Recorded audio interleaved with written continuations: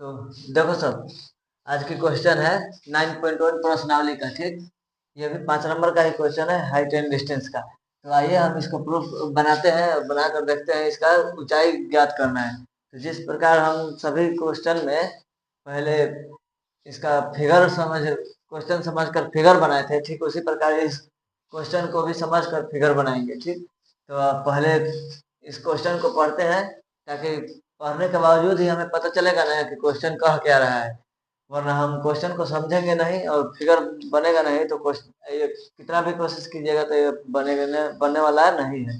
देखिए कह रहा है कि भूमि के एक बिंदु से, यानी एक बिंदु है, मान लीजिए ये भूमि है, यहाँ एक बिंदु से जो मीनार के पाद बिंदु, यही ये एक बिंदु है ना, यही जो मीनार का पाद बिंदु है, से 30 मीटर की दूरी पर, यहाँ से देखिए 30 मीटर की दूरी, यानी जो दूरी है 30 मीटर की, यानी एक मीनार है यहाँ, ये पाद बिंदु है।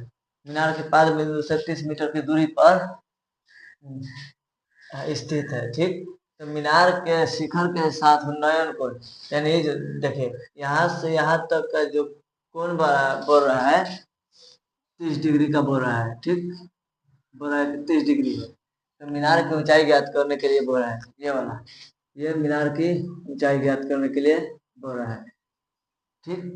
तो ये क्वेश्चन तो इजी है, आराम से बन जाएगा, फिगर बन गया है और हमें ऊंचाई ज्ञात करने के लिए बोल रहा है।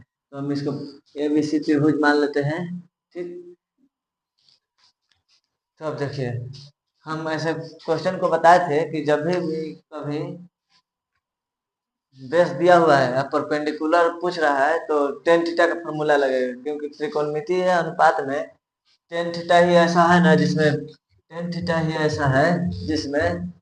P बाई एच का P बाई B का यूज होता है, यानी परपेंडिकुलर और बेस का, ठीक। तो यहाँ भी हम टेन थीटा का ही फॉर्मूला लगाएंगे। तो पहले जो दिया हुआ है ना उसको लिख लेते हैं। तो दिया क्या है कि मीनार के पाद बिंदु से दूरी, सॉल्यूशन पहले करते हैं। दिया हुआ है कि मीनार के पाद बिंदु से दूरी कितनी है, 30 मीटर। मीनार के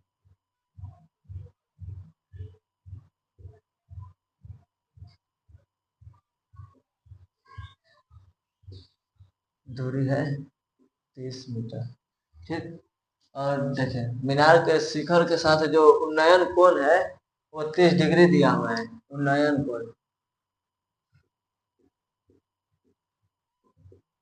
कोण है 30 डिग्री, ठीक।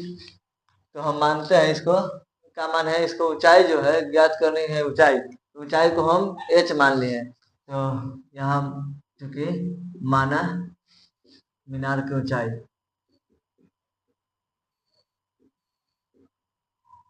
कितनी है, h मीटर।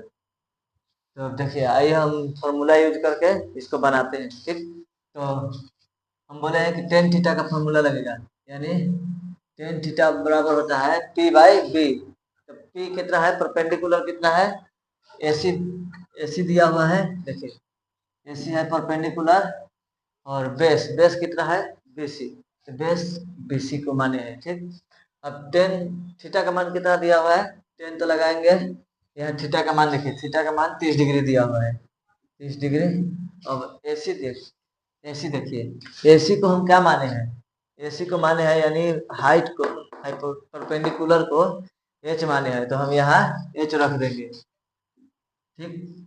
और यहाँ देखिए, और BC जो है, BC को क्या दिया हुआ है, BC दिया हुआ है, माने नहीं है। तो BC दिया हुआ है तो कितना दिया हुआ है, 30 मीटर। यहाँ तो हम यहाँ 30 लिखते हैं, ठीक। अब देखिए त्रिकोणमिति का जो टेन थीटा का फॉर्मूला होता है, यानी टेन 30 का मान कितना होता है, 1/√3। ये दिया हुआ है, एनसीईआरटी में भी दिया हुआ है, पाई चार्ट में जाकर याद कर लीजिएगा आप लोग, क्योंकि जब तक ये मान नहीं याद रहेगा ना, साइन का सब फॉर्म का, साइन 0, साइन 30, साइन 90, साइन 60, ये सब का मान नहीं याद रहेगा तो क्वेश्चन बहुत है जो ऑब्जेक्टिव भी नहीं बनेगा, ये सब्जेक्टिव भी क्वेश्चन नहीं बनेगा, ठीक। तो यहाँ देखिए टेन 30 का मान 1/√3 दे दिए। अब H/30, अब इसको करते हैं हम क्रॉस मल्टीप्लिकेशन करते हैं। तो √3h हो जाएगा, और यहाँ 30 का 30, ये देखिए हो गया। अब यहाँ देखिए, यहाँ जो है हम इस h को यहीं रहने देंगे, इसको ये पट्टी भेज देंगे, इस पट्टी इधर गुना में है तो इधर आके भाग में हो जाएगा, ठीक। अब यहाँ देखिए, यहाँ भी हम आंसर छोड़ सकते हैं, हमारा आंसर यहाँ तक भी आ चुका है, परंतु जब आप एग्जाम में बैठिएगा, क्वेश्चन बनाइएगा, तो आंसर यदि मिलाएगा ना, तो ये आंसर नहीं दिया रहेगा, ठीक। तो यह यदि ये आंसर नहीं दिया हुआ है तो नंबर भी कट सकता है, और शायद क्वेश्चन को भी गलत वो एग्जामिनर दे दे, ठीक। तो इसको हम यहाँ से और सॉर्ट करने के लिए, आंसर सटीक आंसर लाने के लिए इसको रेशनलाइजेशन करते हैं। आप लोगों को पहले बताए थे कि रेशनलाइजेशन यानी हर परिमयकरण करते हैं, कभी भी इसको हर परिमयकरण करेंगे, ठीक। तो देखिए h इसको तो हो गया 30 बाई √3 इंटू √3/√3। अब देखिए h देखिए 30 √3 हो गया, √3 हो गया 3, केवल 3 हो गया, और इसको हम 10 से काट देंगे, यानी h का मान कितना हो गया 10√3। तो हम इसको यहाँ लिख सकते हैं ना कि अतः, यहाँ लिख देते हैं अतः, यहाँ देखिए मीनार की ऊंचाई हम माने थे h, लिख सकते हैं कि मीनार की ऊंचाई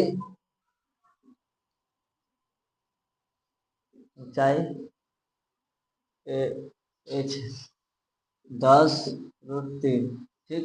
अब हमारा ये आंसर आ चुका है, देखिए कितना आसान से ये क्वेश्चन बन गया, क्योंकि देखिए यदि इस क्वेश्चन को बनाए, पढ़ लिए 2 बार 3 बार, क्वेश्चन समझ में आ गया, फिगर और बन गया, और फिगर बन गया, फिगर के अनुसार यदि हम फॉर्मूला लगा दिए, तो समझिए कि आपका आंसर आ जाएगा, चाहे कितना भी कॉम्प्लिकेटेड क्वेश्चन क्यों ना हो। एक बार क्वेश्चन पढ़िएगा, ठीक है, नहीं समझ में आए तो 2 बार पढ़िएगा, 3 बार पढ़िएगा, और इस प्रकार क्वेश्चन को बनाने की कोशिश कीजिएगा। चलिए ये क्लास आज की यहीं रखते हैं, ठीक।